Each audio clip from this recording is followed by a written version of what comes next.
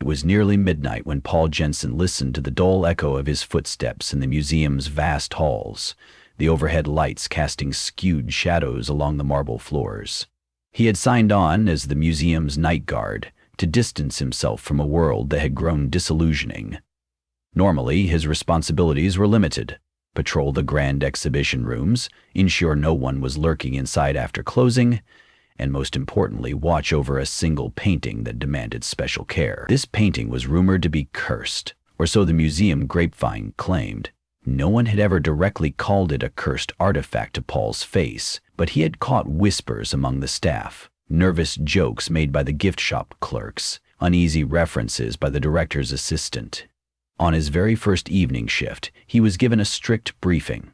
Though the museum was secured and none of the collections went unprotected, this particular painting required extra watchfulness. Its aura, the head curator said with furrowed brows, evoked a strange unease.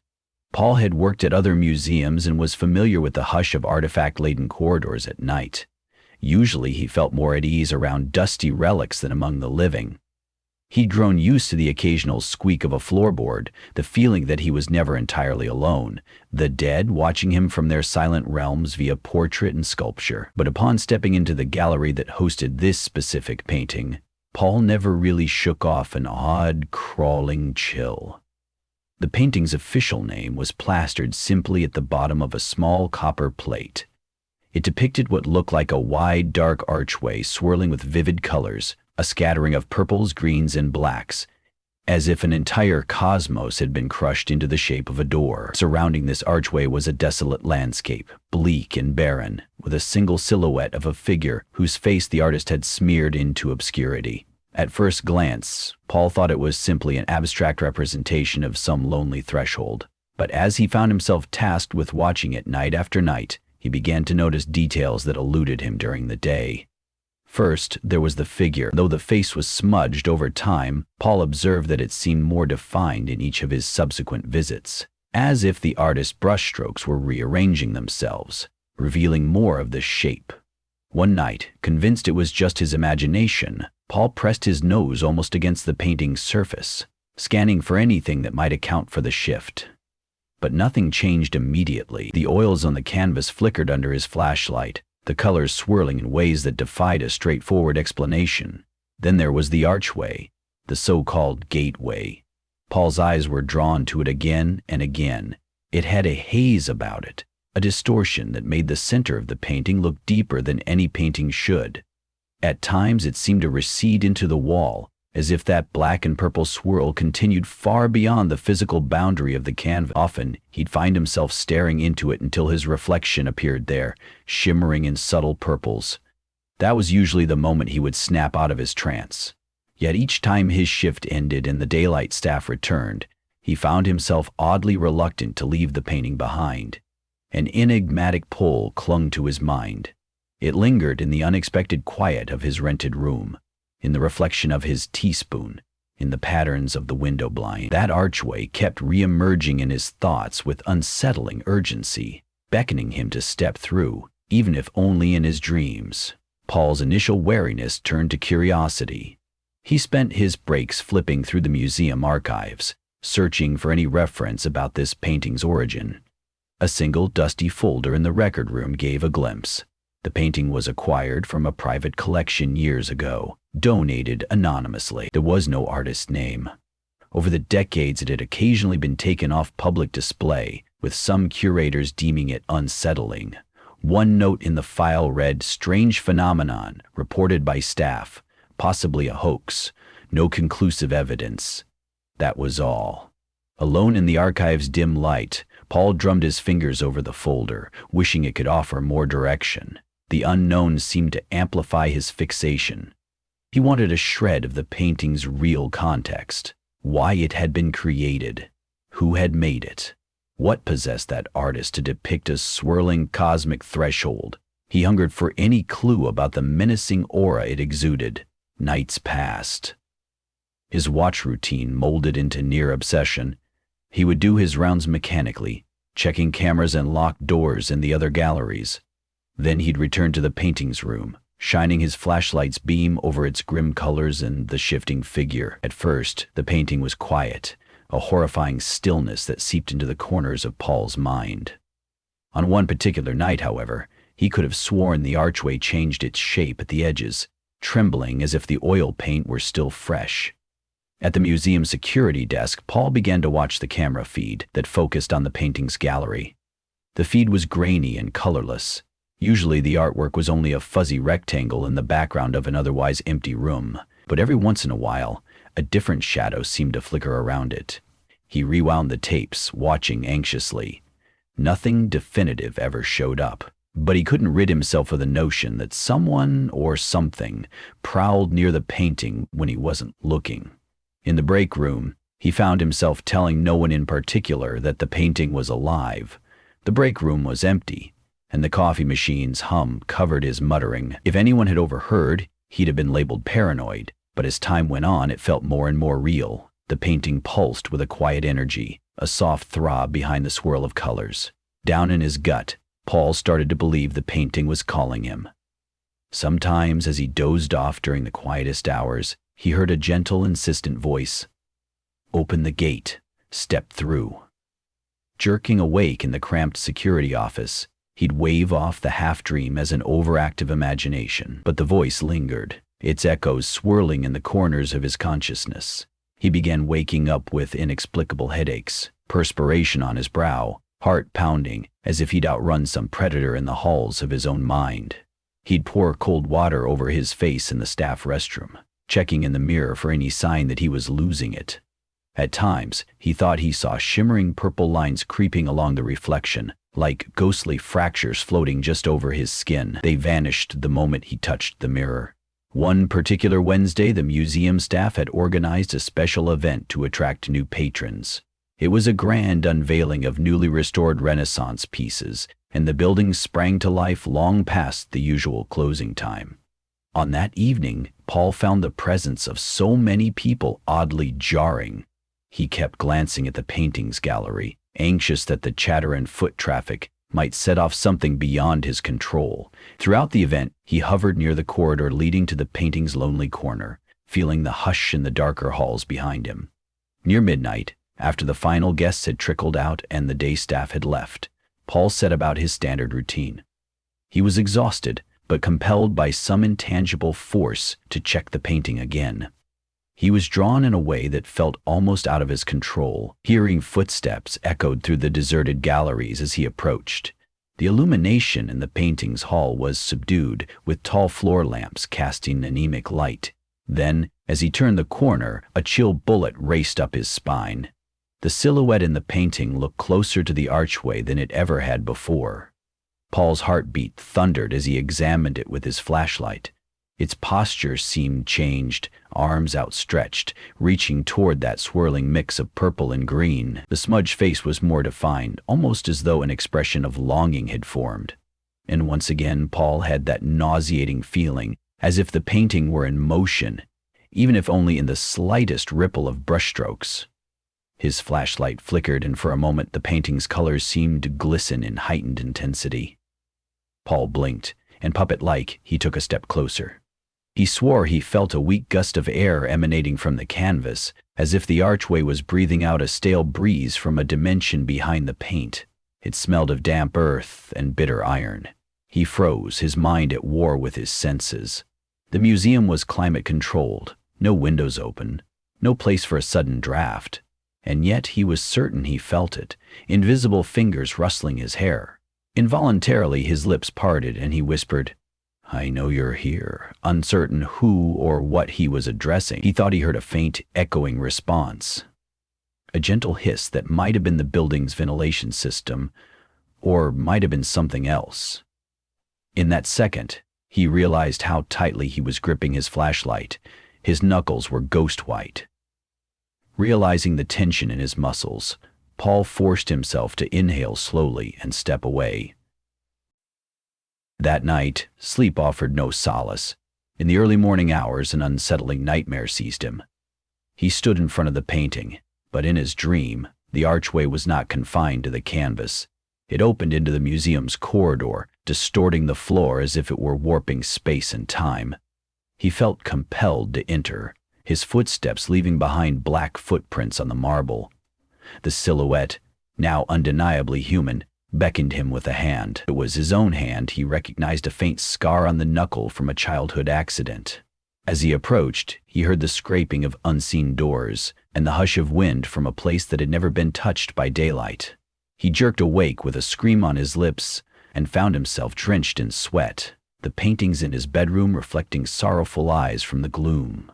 Growing more and more unsettled, Paul tried to rationalize these events. He considered that the painting might be an elaborate hoax, some artistic gimmick, or that the dim lighting and late hours were messing with his brain.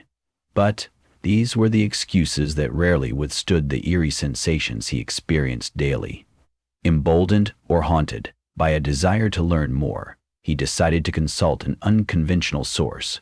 One of the museum's older archivists, Linda, was rumored to have knowledge about obscure acquisitions. Late in the afternoon, before his next shift, he found her in the library, meticulously sorting through stacks of historical documents.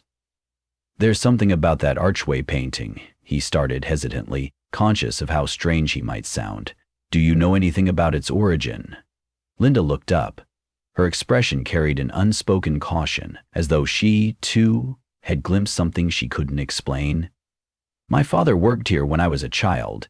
He told me rumors, only rumors, about it.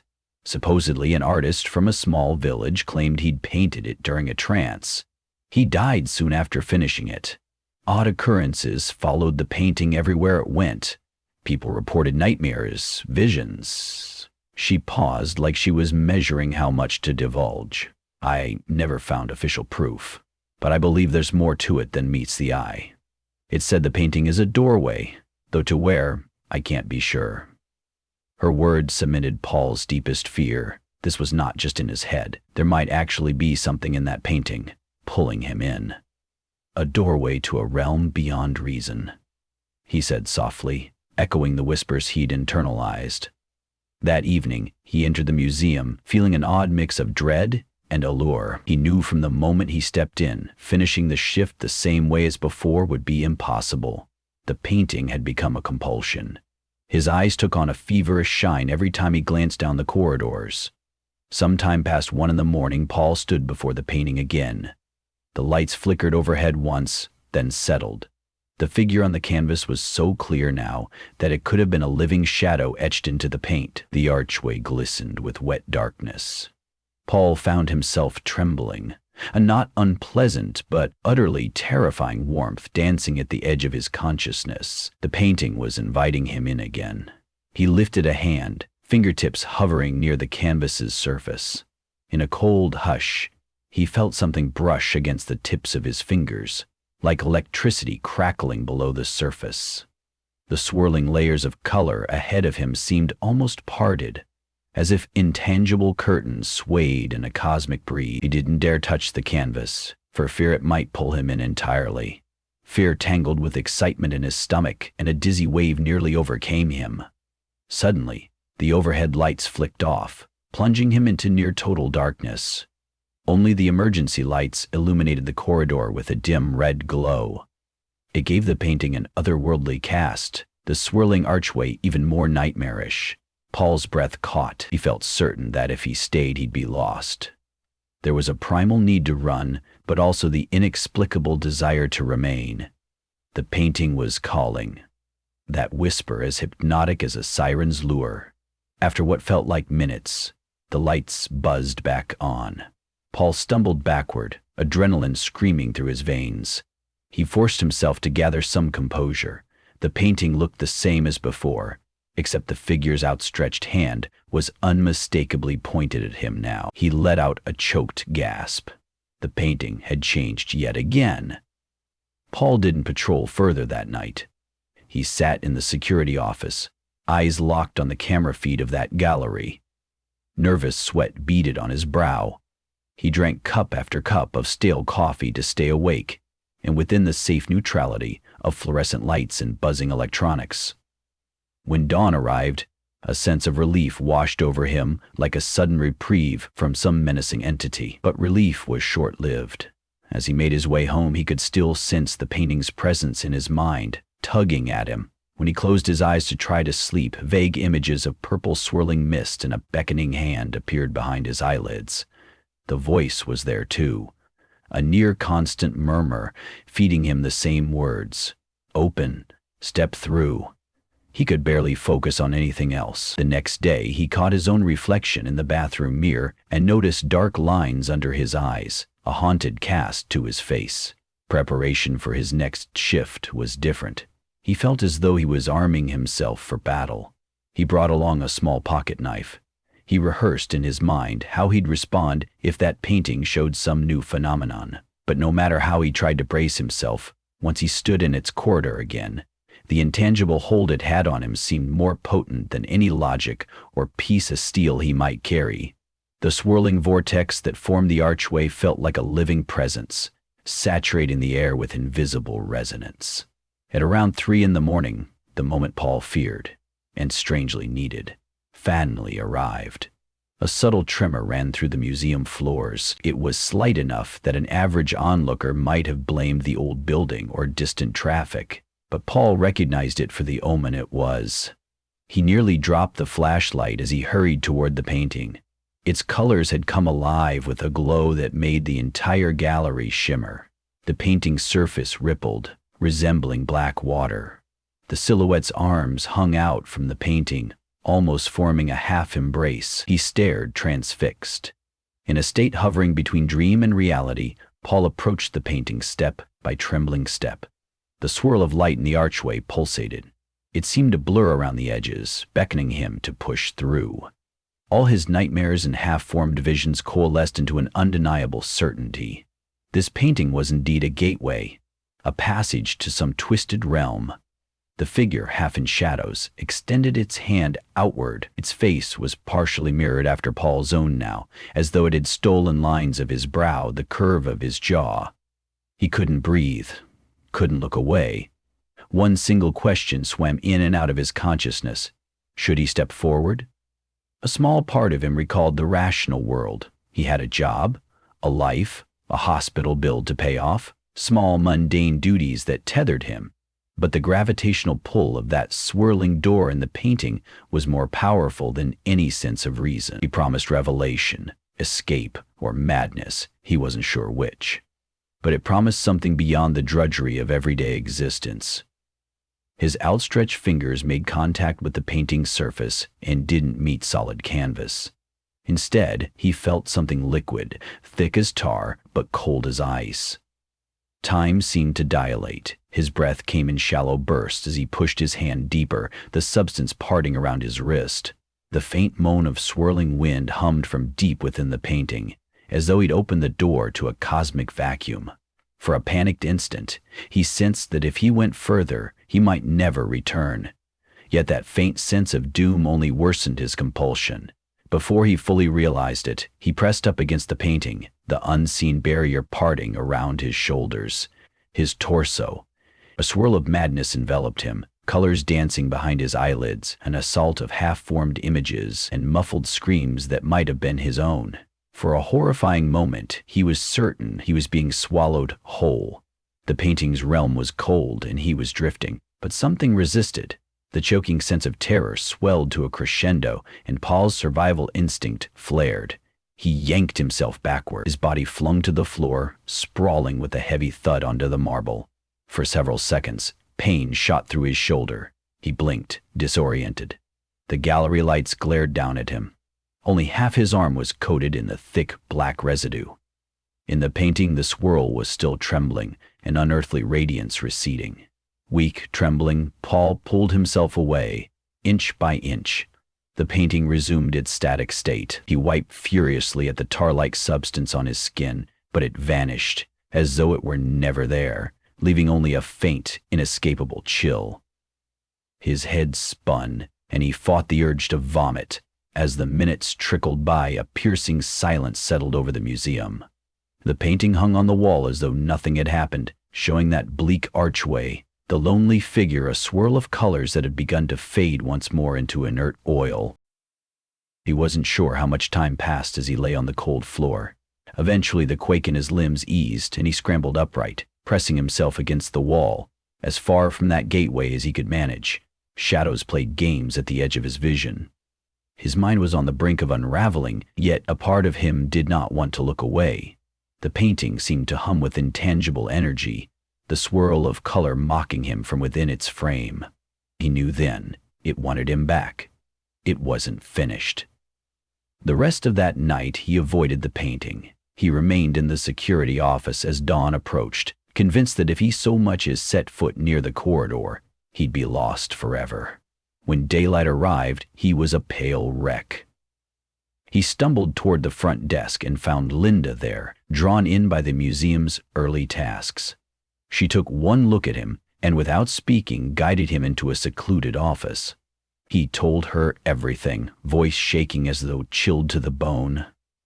Linda listened gravely, then quietly said, "It shows you what you yearn for, or what you fear depending on your soul. We can't always resist it, but you must. It destroys those who give in." That was its history, the legend, something old and malevolent living just beyond the boundary of that canvas. Paul closed his eyes, remembering how the painting's swirling darkness had felt against his skin, how quickly it had threatened to drown him. "Will it keep calling me?" he asked hoarsely.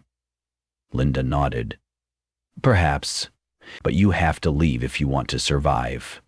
He forced himself to breathe. The path was clear. He had to abandon his job, vanish from the museum, from the painting's malevolent orbit, or risk succumbing to its pull forever.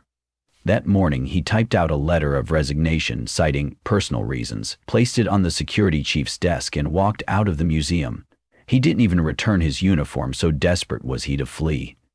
During the following days, Paul discovered that leaving wasn't as simple as it sounded. At night, the nightmares still came. He awoke with the sense of swirling purple in the corners of his room. A faraway whisper scratched at his mind, urging him to return, to open the way. He took to sleeping with lights on, curtains drawn, the faint hum of the city outside a protective lullaby. He refused to answer any calls from the museum. Linda's voice messages went unheard, her pleas to let her help him lost to the tidal wave of his fear. Yet slowly, through stubborn force of will, he managed to loosen the painting's hold. Each day that passed, the nightmares felt a fraction less intense. The swirling purple vortex receded a little more into memory. The ceaseless beckoning in his ears dulled.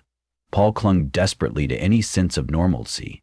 A new job in a bookstore, random bits of conversation with customers, weekend walks in a nearby park, anything to drown out the painting's last echoes. Sometimes, late at night, he thought he heard that faint, cold voice drifting through his dreams, calling him to step through the gate, to taste the infinite black and shimmering green beyond the canvas. But now, it was weaker, like a radio signal from a far-off station. He found he could shake himself awake and remind his scrambling heart where he really was, in a modest apartment far from the museum that housed the gateway in a frame.